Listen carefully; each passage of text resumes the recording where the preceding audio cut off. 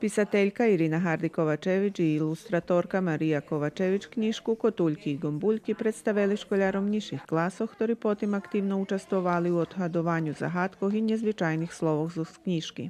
Djeci ljubija, že su čas dajakog zbuvanja. Ja znam, že najčešće še pameta toto, co jak z katedri. Ti mu bi pripovedeš, on keljo nje lapi. Ali kad je učestvuje, kad tvori, ma iluziju, že on vošao do tej pripovedki, do tej pisnji, vecka je mu to interesantno. Školjarom viših klasoh Serafina Makaji prečitala da jedni pripovedki zo svojej knižky Zlahoda, a Melanija Rimar bešedovala oba viskog zo svojho dzecinstva, ktorý zapisala u knižky Hajziban na špargu.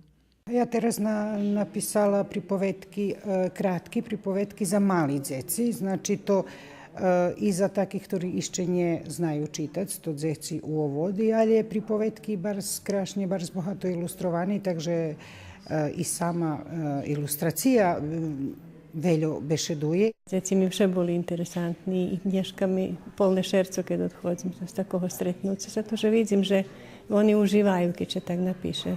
Najaktivnejším školjarom Mikola Šanta, odvičateljni redaktor vydavateljnej dijelnosti ruskoho slova, podaroval knižky, ktorí autorki i potpisali, a programu so špivanjom zbohaceli Tanita Hodak i Sašo Paljenkaš.